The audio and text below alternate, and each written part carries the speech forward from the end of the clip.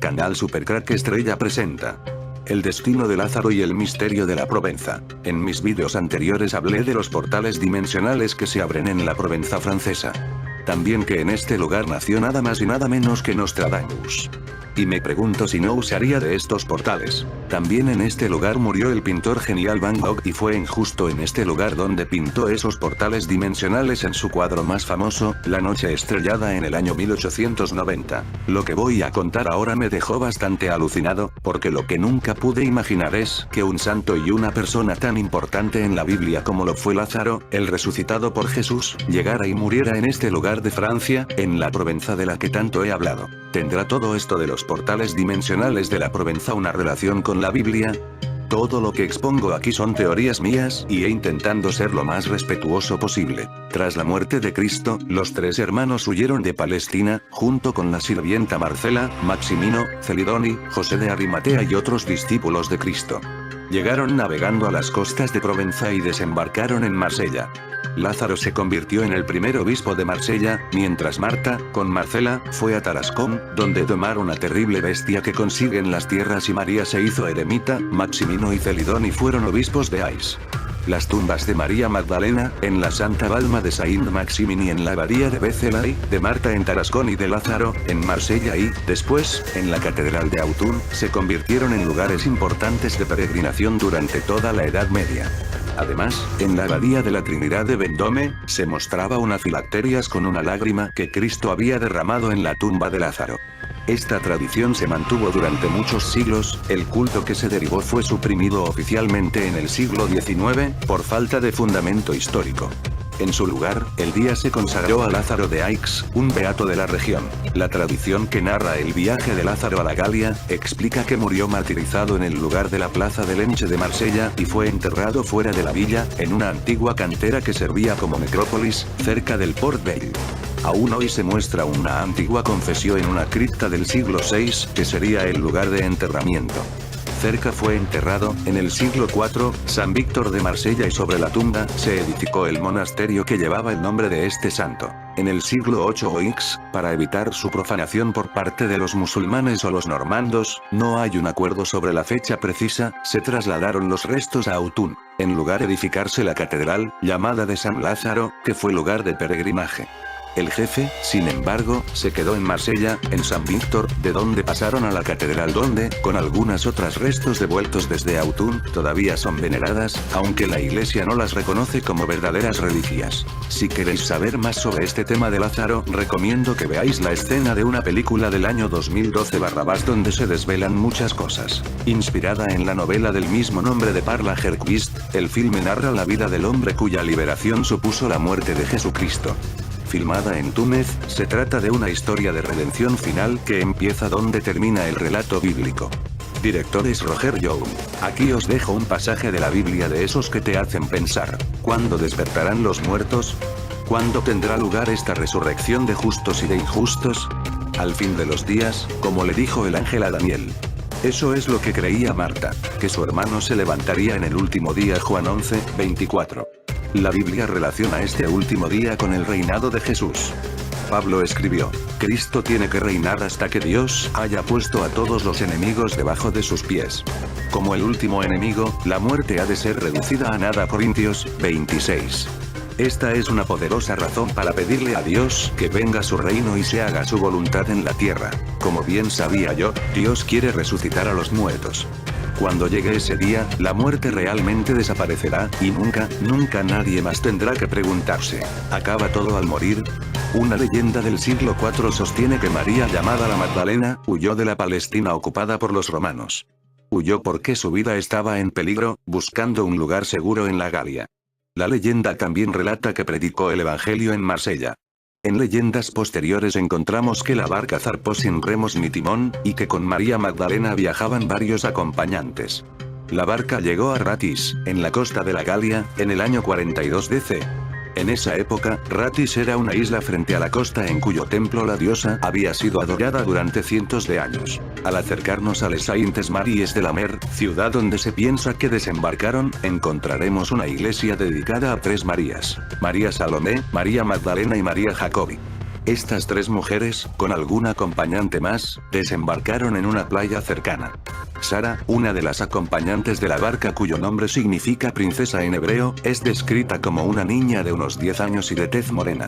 Esta parte de la leyenda es la base para la extendida creencia que una hija de María y Jesús sobrevivió y fue llevada con su madre a la Galia. Al llegar a este lugar las 3 Marías se separaron y cada una partió en direcciones diferentes para difundir el evangelio.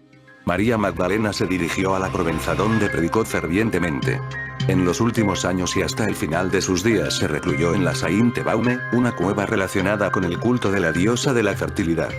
Aquí estuvo llevando una vida ermitaña y contemplativa. Las otras 2 Marías permanecieron en la ciudad que habían desembarcado, junto con la que todos conocerían como su doncella, Sara.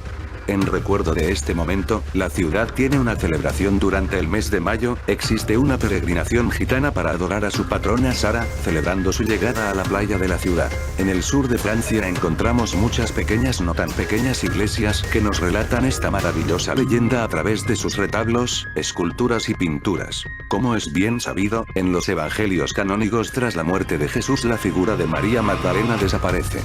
El primer ser humano testigo de su resurrección no deja rastro alguno tras de sí. En los evangelios apócrifos podemos encontrar algo más sobre su historia.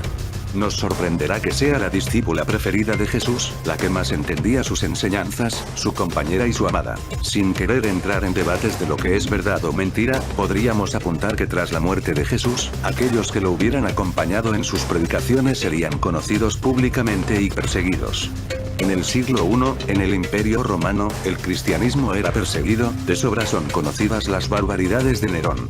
Con lo que la salida en una barca, que no fuera la barca de Pedro, sería muy probable e incluso inteligente. Otra leyenda, esta vez más tardía, del siglo V, nos cuenta que el apóstol Juan llevó a la Virgen María y a María Magdalena a Éfeso donde las 2 murieron.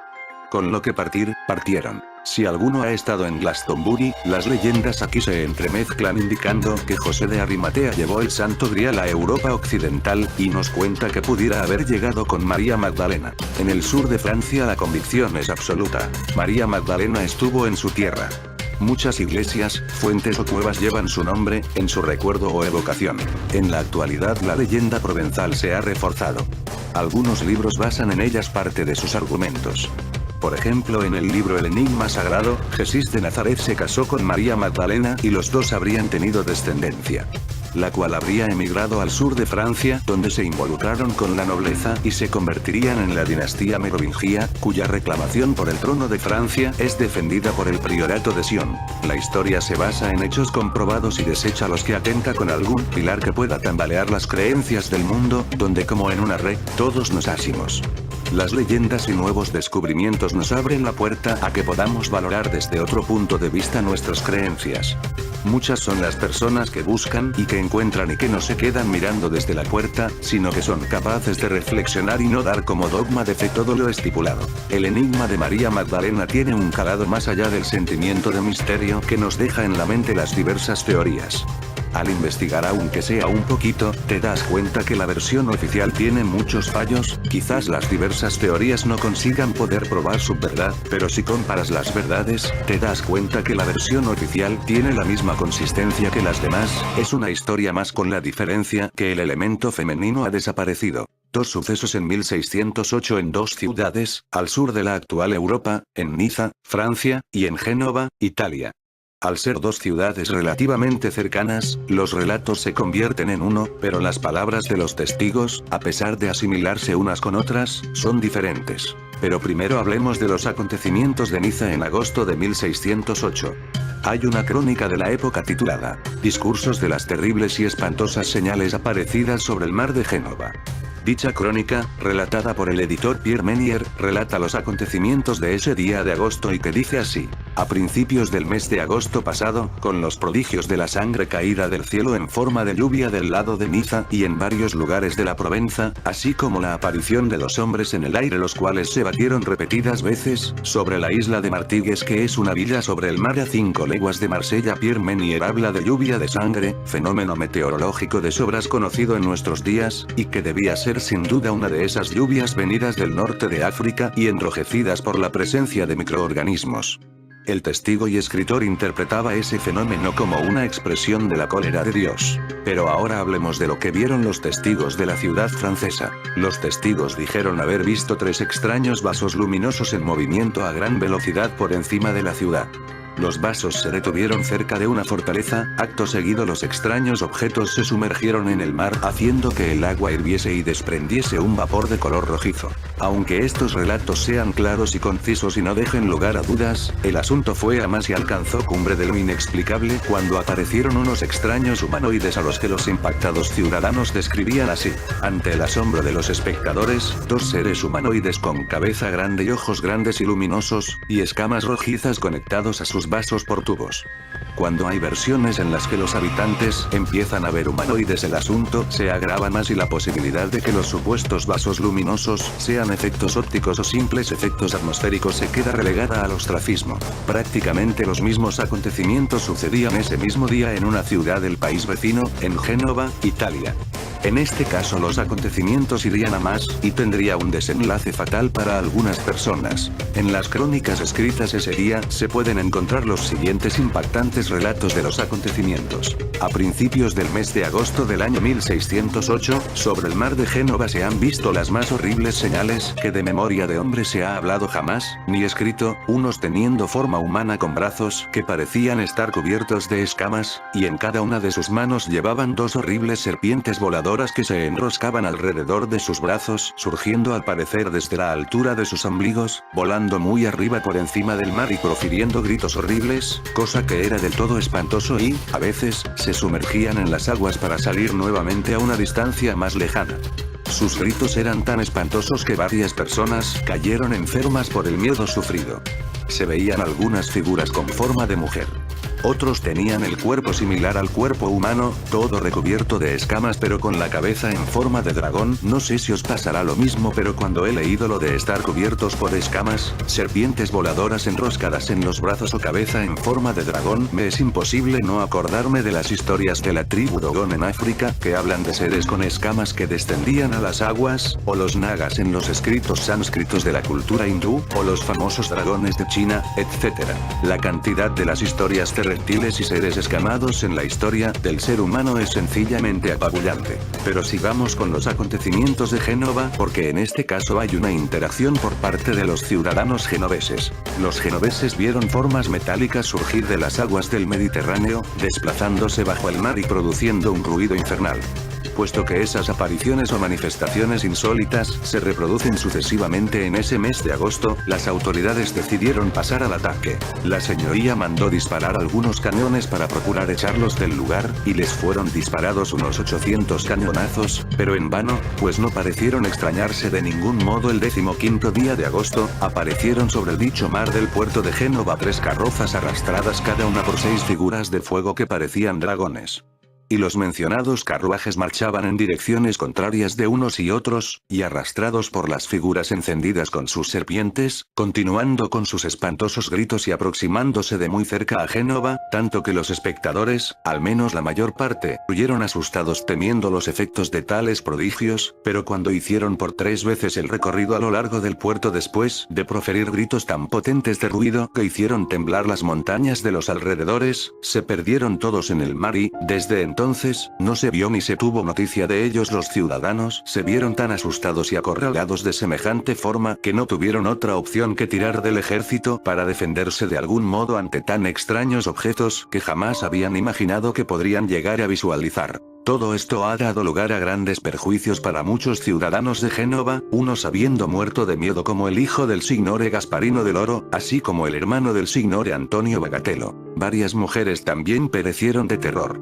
Desde que cantamos el Te Deum, se han desvanecido. Es impresionante ver cómo en el siglo XVII sucediesen acontecimientos tan impresionantes como los comentados aquí. Humanoides, naves espaciales, discos voladores e incluso seres escamados. No estamos hablando de una película de Hollywood, estamos hablando de una auténtica oleada de ovnis en Génova y Niza, ni más ni menos que en el siglo XVII. Si tenemos en cuenta que el dragón se asocia a Satanás, bien podrían ser estos reptiles demonios. Tenemos en esta zona de la Provenza de Francia toda una guerra contra demonios, en un lugar donde acudieron santos. Bien, parece que todo esto no es casual. La elección de Lázaro por venir a este lugar donde se abren estos portales dimensionales que pintó Van Gogh. Aquí en este lugar tuvo una guerra entre la fe de Dios y algo que entraba por esas aperturas espacio-temporales. Una guerra entre el bien y el mal, donde Lázaro claro está estaba del lado del bien. El apellido Lázaro es un apellido patronímico, procedente del nombre propio Lázaro, que a su vez es derivado del nombre propio judío Eleazar, cuyo significado es amado o consentido de Dios. Si el vídeo te ha gustado, dale al pulgar arriba y suscríbete a mi canal. Supercrack Estrella presenta El hilo rojo del destino. Muchas veces nos preguntamos del porqué de los encuentros con las personas que comparten nuestras vidas. Hay muchas explicaciones y teorías sobre eso, pero hoy quiero hablar de una que me ha parecido más hermosa. Juzguen vosotros mismos. Desde siempre los seres humanos hemos buscado una explicación que le dé sentido a nuestra existencia, que justifique nuestro aparentemente azaroso paso por la Tierra. Como resultado de esta búsqueda, miles de culturas a lo largo de los siglos y alrededor de todo el mundo han encontrado o construido milenarias leyendas sobre el destino del hombre y su vinculación con el universo, un sistema en permanente movimiento y transformación. La del hilo rojo es una leyenda japonesa que explica de forma hermosa por qué todo lo que sucede tiene una razón de ser y cómo todas las personas con las que nos cruzamos en el camino llegan a nuestras vidas por algo. Hay personas que están unidas hacia aunque el tiempo y la distancia se interpongan. Esa unión es para siempre. Los japoneses tienen la creencia de que las personas predestinadas a conocerse se encuentran unidas por un hilo rojo atado al dedo meñique. Esta leyenda surge cuando se descubre que la arteria ulnar conecta el corazón con el dedo meñique. Al estar unidos por esa arteria, se comenzó a decir que los hilos rojos del destino unían los meñiques con los corazones. Es decir, simbolizaban el interés compartido y la unión de los sentimientos. Por eso también el hecho de hacer promesas en algunos países al entrelazar estos dedos con el otro. La historia en sí cuenta que entre dos o más personas que están destinadas a tener un lazo afectivo existe un hilo rojo, que viene con ellas desde su nacimiento. El hilo existe independientemente del momento de sus vidas en el que las personas vayan a conocerse y no puede romperse en ningún caso, aunque a veces pueda estar más o menos tenso, pero es, siempre, una muestra del vínculo que existe entre ellas. Aquellos que estén atados por un hilo rojo están atados por la fuerza de la vida misma. Están destinados a encontrarse y vivir una historia de mutuo aprendizaje y ayuda sin importar el tiempo, la distancia o las circunstancias que los separen. A lo largo de la vida el hilo puede extenderse o enredarse, alejándonos momentáneamente de esa o esas personas, pero nunca puede romperse. Una de las leyendas sobre este hilo rojo cuenta que un anciano que vive en la luna, sale cada noche y busca entre las almas aquellas que están predestinadas a unirse en la tierra, y cuando las encuentra las ata con un hilo rojo para que no se pierdan. Pero la leyenda más popular y la que se recita en casi todos los hogares japoneses a los niños y jóvenes es esta. Hace mucho tiempo, un emperador se enteró de que en una de las provincias de su reino vivía una bruja muy poderosa que tenía la capacidad de poder ver el hilo rojo del destino y la mandó traer ante su presencia. Cuando la bruja llegó, el emperador le ordenó que buscara el otro extremo del hilo que llevaba atado al meñique y lo llevara ante la que sería su esposa. La bruja accedió a esta petición y comenzó a seguir el hilo.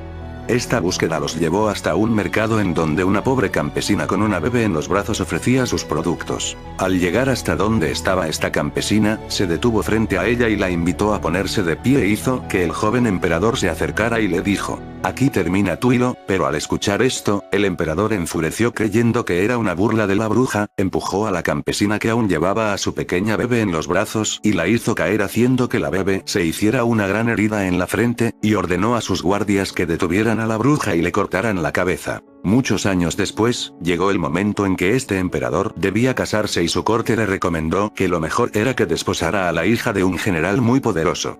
Aceptó y llegó el día de la boda y el momento de ver por primera vez la cara de su esposa, la cual entró al templo con un hermoso vestido y un velo que la cubría totalmente. Al levantarle el velo vio por primera vez que este hermoso rostro tenía una cicatriz muy peculiar en la frente. Una cicatriz que él mismo había provocado al no ver al destino que había pasado frente a él, y también nos muestra cómo los amores destinados son eso, no podemos escapar de la persona que nació para amarnos. Paulo Coelho, el gran escritor, dijo: "Dicen que a lo largo de nuestra vida tenemos dos grandes amores, uno con el que te casas o vives para siempre, puede que el padre o la madre de tus hijos.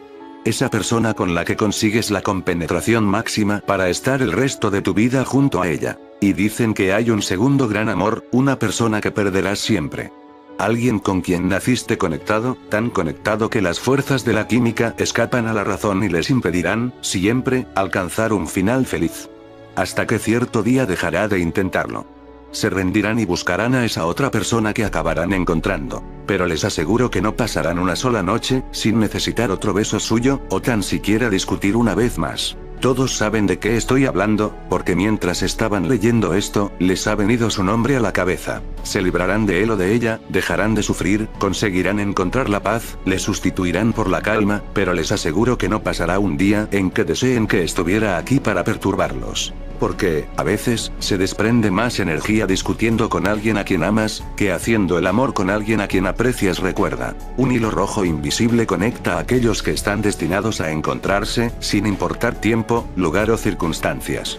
El hilo rojo se puede estirar, contraer o enredar, pero nunca romper. Si el vídeo te ha gustado, dale al pulgar arriba y suscríbete a mi canal. Supercrack Estrella presenta Los terribles sueños de Carl Jung, donde se puede ver Nibiru. El célebre psiquiatra suizo contó en sus memorias cómo soñó con la catástrofe. Veía mares de sangre que atravesaban el continente europeo y miles de muertos. Jung pensaba que estaba sufriendo un tipo de desorden psíquico. Dicen del libro rojo de Carl Jung que en sus páginas se contiene la alquimia de una mente que aspiraba a viajar al inframundo para rescatar su alma. Estamos ante un legado intelectual enigmático y fascinante, el santo grial del inconsciente para muchos y para otros, la obra de un loco que en un momento dado llegó a repudiar a la humanidad.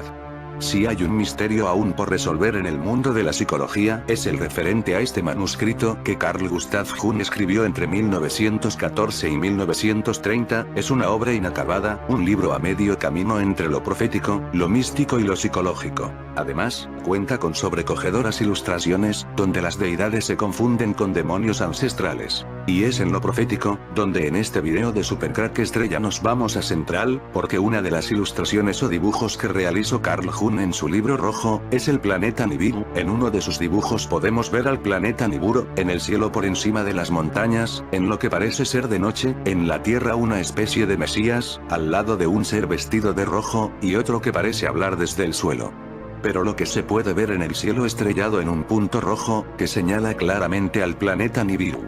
Son pocos los que se aventuran a dar una explicación lógica y racional sobre lo que el padre de la psicología analítica pretendía con su Liber Novus. Sin embargo, tal vez no pretendiera nada, tal vez no hay que mirar con ojos científicos y objetivos un trabajo que en realidad podría haber respondido más bien a un ejercicio catártico, a una terapia personal con la que permitir que corrieran solos sus demonios mentales en un momento de crisis existencial.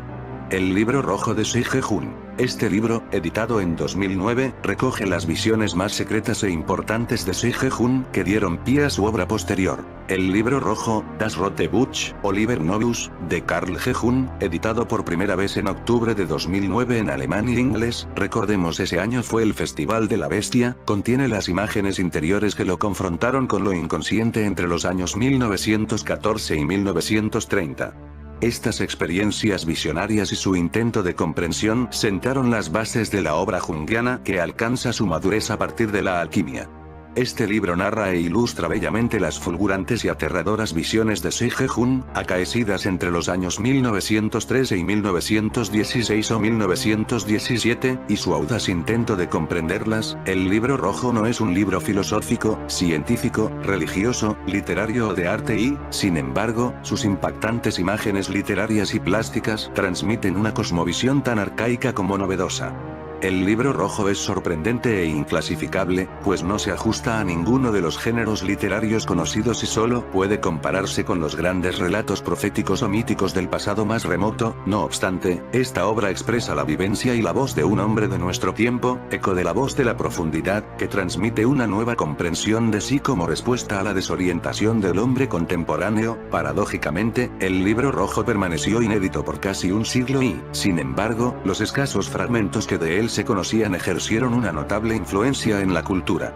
Más allá de la obra de Jung, todo lector interesado en avisorar el horizonte simbólico de nuestros tiempos encontrará en el libro rojo un estímulo incesante para su pensamiento y su imaginación. El libro rojo de Sejejun fue escrito entre 1914 y 1930, y fue denominado Liber Novus o Libro Nuevo. Se trata de un manuscrito iluminado de tamaño folio 39 por 30 centímetros, encuadernado en cuero rojo, contiene bellas imágenes y florituras al estilo de los antiguos libros de la Edad Media, con una caligrafía muy cuidada, al más puro estilo gótico. Durante muchos años estuvo resguardado en la bóveda de un banco, considerado como patrimonio privado por los herederos del padre de la psicología analítica. Como psicólogo, Jung buscaba ir más allá de simplemente curar patologías y avisoró la posibilidad de, en cambio, lograr una reconexión con lo espiritual y así recuperar el sentido de la vida. En el proceso consiguió afinar su propuesta psicoterapéutica, con conceptos como el inconsciente colectivo, los arquetipos, los tipos psicológicos o el proceso de individuación. Tal vez fuera eso y nada más. No obstante, hay algo que queda en evidencia. Tras la muerte de Jung, la familia guardó con recelo y bajo llave este manuscrito en una casa de Kuznacht, en los suburbios de Zúrich. Nadie debía acercarse a ese trabajo, ni siquiera los estudiosos ni sus compañeros jungianos. Más tarde, en 1984, el libro rojo o Liber Novus fue transferido a un banco. No fue hasta el 2009 cuando Ulrich Oerli, nieto de Jung, permitió la publicación del mismo. Un evento largamente esperado que dejó casi sin aliento y sin palabras a expertos y profanos. El libro rojo es por encima de todo un diario íntimo. La dificultad que encontramos a la hora de desentrañar todo ese entramado de símbolos, de códigos mundi y de autoalquimia responde por tanto al simple hecho de que nadie puede desgranar ni diseccionar ese cuerpo que conforma la mente ajena, y más si esa mente es la de uno de los mejores representantes del universo onírico. En estas páginas, Jung fue explorando su propia psique, sus relaciones con el inconsciente y toda esa arquitectura profunda donde él, como no, era un explorador privilegiado. Utilizó la técnica psiconáutica para dar forma a cada página, lo hizo con imaginaciones activas conformadas mediante la meditación, ahí donde permitir que fluyeran las imágenes, esas que más tarde daba forma en una ilustración y en una descripción. La obra junguiana es, en última instancia, apocalíptica, pues anticipa la imago Dei que se gesta en el alma humana y que constituye la profundidad orientadora de la época. La alquimia constituye la clave hermenéutica fundamental de la obra junguiana a partir de la década del 30. Es la tradición que da cuenta del simbolismo que debe ser asumido en ese movimiento apocalíptico. El suizo Carl Jung, nacido en 1875, ha sido una de las personas más influyentes en la psiquiatría mundial. Discípulo de Sigmund Freud, se fue distanciando de su maestro al plantear unas explicaciones a los sueños, las neurosis y los complejos que según Freud, estaban más cerca de la magia y la brujería que de las teorías en boga, las represiones sexuales. Jung era un gran interpretador de sueños, escuchaba a sus pacientes y a través de ellos destapaba sus neurosis. Pensaba que el sueño era la forma en que el inconsciente se comunicaba con la parte consciente del ser humano, enviando mensajes simbólicos. Como podemos ver en uno de esos sueños dibujados por él, podemos ver un punto rojo en el cielo, podría ser el planeta Nibiru. Pero Jung también atravesaba periódicamente por visiones poderosas, incluso en estado de vigilia, algunas de ellas autoprovocadas. En su célebre libro autobiográfico Recuerdos, Sueños, Pensamientos, Jung llega a explicar cómo entre 1913 y 1914 fue asaltado por terribles visiones de mares de sangre que inundaban Europa, por montañas de cadáveres y de desolación. En el dibujo donde aparece Nibiru, hay también montañas. El hombre vestido con túnica roja podría ser la sangre, la muerte dando la mano a un Mesías. Jung pensaba que estaba atravesando un desorden psíquico. Este es el extracto de su libro de memorias que se refiere a esas visiones. En octubre de 1913, mientras estaba solo en un viaje, de repente me sobrevino una visión sobrecogedora. Vi una inundación monstruosa que cubría todas las tierras entre el Mar del Norte y los Alpes. Cuando se acercó a Suiza vi que las montañas crecían más y más alto para proteger a nuestro país. Me di cuenta de que una catástrofe espantosa estaba en marcha. Vi las poderosas olas amarillas, los escombros flotantes de la civilización, y los cuerpos ahogados de incontables miles de personas. Entonces todo el mar se convirtió en sangre. Esta visión duró aproximadamente una hora. Yo estaba perplejo y con náuseas, y avergonzado de mi debilidad. Pasaron 2 semanas y entonces la visión se repitió en las mismas condiciones, incluso con mayor intensidad que antes, y con más énfasis en la sangre. Una voz interior me habló. Míralo, es totalmente real y será así. No lo puedes dudar, ese invierno alguien me preguntó si lo que yo veía no eran sino las perspectivas políticas del mundo en un futuro próximo. Yo contesté que no tenía ningún pensamiento sobre el asunto, pero que vi ríos de sangre. Me pregunté a mí mismo si estas visiones apuntaban a una revolución, pero realmente no podía imaginar nada por el estilo. Y por eso llegué a la conclusión de que tenían que ver conmigo mismo, y decidí que estaba amenazado por una psicosis. La idea de la guerra no se me ocurrió para nada.